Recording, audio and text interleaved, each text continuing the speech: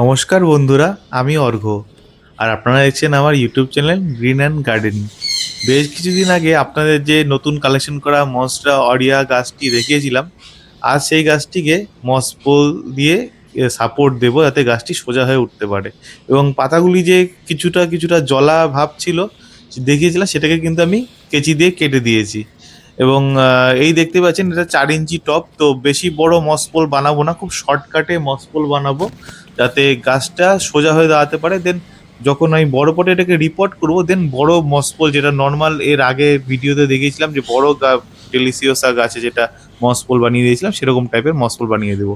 এবং দেখেন আপনাদের যে বলেছিলাম পাতাগুলো ভিজিয়ে রাখতে যাতে হিউমিডিটিটা ঠিক রাখে, এইভাবে পাতাগুলোকে আপনারা স্প্রেয়ারের সাহায্যে, যে কোনো স্প্রেয়ার, ছোট স্প্রেয়ার বড় স্প্রেয়ার, যে কোনো স্প্রেয়ার সাহায্যে এই পাতাগুলোকে এইভাবে ভিজিয়ে রাখবেন যাতে এরা হিউমিডিটিটা ঠিক মতো রাখতে পারে। তাহলে কিন্তু পাতা, তখনও কিন্তু পাতা পুড়বে, মানে পরিমাণে একটু কম পুড়বে, তাতে গাছটা দেখতে ভালো লাগবে। এবং আগামীতে গাছটা আরো সুন্দরভাবে গ্রোথও নেবে। তো চলুন দেখে নেওয়া যাক গাছটা কিভাবে আমি মানে মসপল দিচ্ছি। তো তার জন্য এই জিনিসটা হয়তো আপনারা দেখেই চিনতে পারবেন। আপনাদের বাড়িতে ইলেকট্রিক কাজ যার যার বাড়িতে হয়ে থাকে, প্রত্যেকেই চেনেন এই গাছ, এই জিনিসটি ইলেকট্রিকের যে ফ্ল্যাট পাইপগুলো হয় ওয়ালের মধ্যে সেট করে, সেই ফ্ল্যাট পাইপটি। এবং তার সাথে এই সুতো নর্মাল যে গাছে মানে বাড়িতে জামা কাপড় সেলাই করে যে সুতো লাগে, সেই সুতো। এবং লাগবে কিছুটা মস। স্প্যাগনা মস তো আপনাদের আগেই দেখিয়েছিলাম, আগে ভিডিওতেই আছে যে আমি অনলাইন থেকে অনেকটা মস কিনে নিয়ে এসেছিলাম। সেই মস দিয়ে আমি আজ এই মস পোলটা বানাবো খুব শর্টকাটে। তো তার জন্য এই যে এর যে মানে এই পাইপটা, ফ্ল্যাট পাইপের যে গ্যাপটা আছে, গ্যাপের মধ্যে আমি মস দিয়ে আগে সেই গ্যাপগুলোকে পূরণ করে নেব। চলুন আস্তে আস্তে তাহলে এগুলোকে পূরণ করে নিই। দেন এটাকে আমি সুতো দিয়ে রোল করে পেঁচিয়ে নেব। তার জন্য কিছুটা মস পরিমাণে একটু বেশি দিতে হবে। মানে একদমই যে মানে শর্টকাট বানাচ্ছি বলে একদমই যে কম মস দেবো সেটা হলে কিন্তু চলবে না। কারণ যখনই আপনি সুতা দিয়ে এটাকে পেঁচাবেন, তখন কিন্তু অনেকটা মস চেপে যাবে। এবং গাছের শিকড়টা যাতে মসটাকে ভালো করে মানে আঁকড়ে ধরতে পারে, তার জন্য মসের পরিমাণ কিছুটা হলেও মানে বেশি দিতে হবে। তো আমি এই মোটামুটি উপর থেকে কিছু টেনে নিচ্ছি, কারণ নেক্সট টাইম যদি আমি মানে মসটাতে এখানে মানে নেক্সট টাইম যদি আমি মসের পোলটাকে একটু লম্বা এক্সটেন্ড করতে চাই যাতে এর সাথে আরামসে এক্সটেন্ড করতে পারি, তার জন্য এই মস পোলটা বানিয়ে দেওয়া। মানে এইভাবে উপর দিকটা ফাঁকা রাখা। যেহেতু মস মানে অ্যাকচুয়ালি ইলেকট্রিক যে মানে ইলেকট্রিকের যে পাইপটা আছে এটা অনেকটাই বড়, তো পুরো পাইপটাকে ইউজ করছি, এত কাটছি না, কারণ আগামীতে এই এই পোলে সারা জীবন তো এই গাছটি থাকবে না। তো যখন রিইউজ করবো তখন এই পোলটি অন্য কোনো গাছের কাজে লেগে যাবে। কারণ ইচ্ছে আছে আগামীতে আরো কিছু মনস্টেরা গাছ কালেক্ট করার, তখন এই পোলটি আবার কাজে লাগিয়ে নেব। তো এই জায়গাটায় আমি এই মস পোলটাকে সেট করব। এই দেখেন এই সুতোটাকে এইভাবে নিয়ে প্রথমে এই নিচের দিকে কিছুটা বেঁধে নেব। দেন মানে পুরো পোলটার মধ্যে আস্তে আস্তে মস পোলের মধ্যে আস্তে আস্তে জড়িয়ে দেবো যাতে মসগুলো মানে ছড়িয়ে মানে উপর থেকে পড়ে না যায়, তার জন্য। আপনারা চাইলে কিন্তু নর্মাল মানে যেভাবে আমি এর আগে মসপলটা দেখিয়েছিলাম ওইভাবে কিন্তু মসপল দিতে পারেন। যেহেতু আমার একটা ছোট টবে আছে, সবে একদমই বলতে গেলে একদমই বেবি প্লান্ট, তো এদেরকে আপাতত বেশি বড় কিছু দিচ্ছি না, এটাতেই সেট করছি। নেক্সট টাইম দেখা যাক কতটা কি করা যায়। তো এইভাবে খুব সাবধানে এটাকে কিন্তু ঘোরাতে হবে, কারণ যেহেতু পাইপের মধ্যে খুব আলগাভাবে লাগানো আছে, তো এটার মধ্যে কিন্তু কাত করলে মসগুলো পড়ে যেতে পারে, তার জন্য খুব সাবধানে এটাকে রোল করতে হবে। তো চলুন এটা করে নিই, দেন আপনাদেরকে সেটা দেখাচ্ছি কিরকম হয়।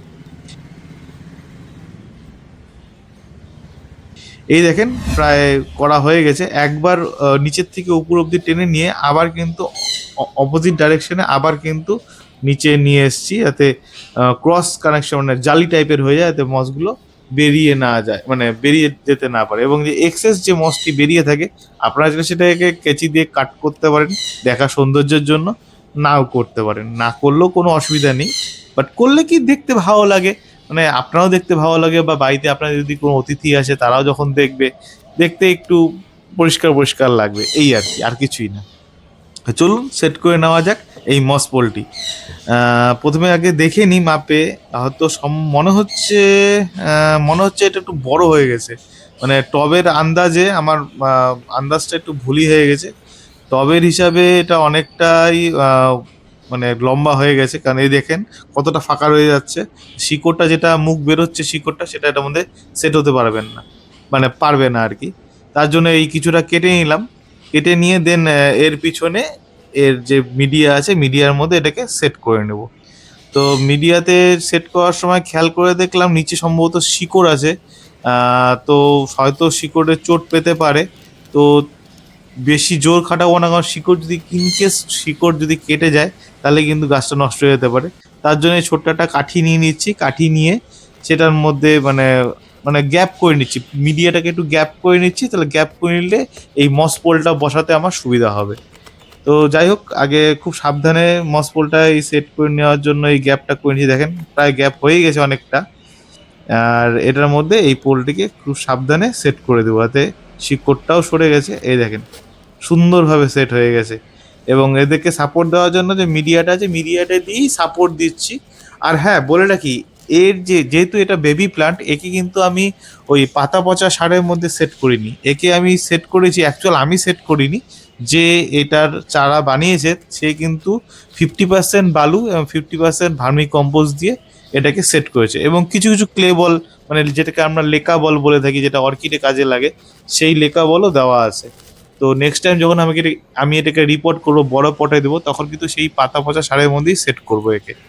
কারণ পাতা পচা সারের মধ্যে মনস্টেরা গাছ কিন্তু খুব সুন্দরভাবে হয়। আগেও দেখিয়েছি আপনাদেরকে আমার পুরনো গাছটা, সেটা খুব সুন্দরভাবে আছে। এই দেখেন আমার সেট করা হয়ে গেছে। এই কিন্তু শিকড়টাও অনেকটা পেয়ে গেছে। এর যে শিকড়টা আছে, যে আপনাদেরকে দেখাচ্ছি, দাঁড়ান ঘুরিয়ে নিয়ে গিয়ে দেখাচ্ছি।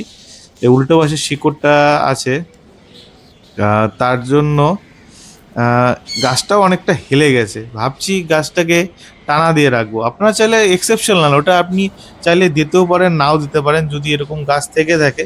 তো আমার কাছে অলরেডি একটা মানে এই যে ওয়্যার নেটগুলো, মানে ওয়্যার স্টিংগুলো আছে, যেগুলা দিয়ে অর্কিড সাধারণত বাঁধা হয়, সেই ওয়্যার স্টিং দিয়ে আমি এটাকে বেঁধে দেবো, যাতে গাছটা সোজা হয়ে থাকতে পারে। খুব সাবধানে, বেশি মানে জোর খাটাবো না, খুব আলগা হাতে এটাকে জাস্ট মানে গাছটাকে সোজা রাখার জন্য হালকা টেনে নিয়ে আলগা করে এটাকে টাইট করে দেবো, যাতে গাছটা সোজা হতে পারে। দেন এই দেখেন সেট করা হয়ে গেছে, বেশ ভালোইভাবেই সেট করা হয়ে গেছে। তা আপনারা চাইলে কিন্তু আপনারা এইভাবে শর্টকাটে মসপোল বানাতে পারেন। আদার্স যে কোনো গাছের জন্য, শুধু যে মশলা গাছ তা না, আদার্স যে কোনো গাছের জন্য যদি মসপোলের দরকার পড়ে, সেই এইভাবে কিন্তু শর্টকাটে মসপোল বানিয়ে নিতে পারেন। দেখতেই পাচ্ছেন কি সুন্দর গাছটি লাগছে, মানে স্প্রে করার পর বেশি সুন্দর লাগছে। বাকি মনস্টেরা গাছের মতো একেও আমি সেম পরিবেশে দেওয়ার চেষ্টা করব। তো আশা করব যে এই আরো ভালো সুন্দরভাবে গ্রোথ হবে এবং সুন্দর পেনিস্ট্রেশনও হবে। এবং কতটা কি গ্রোথ হচ্ছে, কতটা কি আমি একে কেয়ার করছি, অবশ্যই আপনার সাথে সেটা শেয়ার করব। এবং আপনারা চাইলে আপনারাও কিন্তু মনস্টেরা গাছ কালেক্ট করতে পারেন, যদি আপনাদের ইচ্ছে থেকে থাকে মনস্টেরা গাছ, আপনি কালেক্ট করে দেখতে পারেন।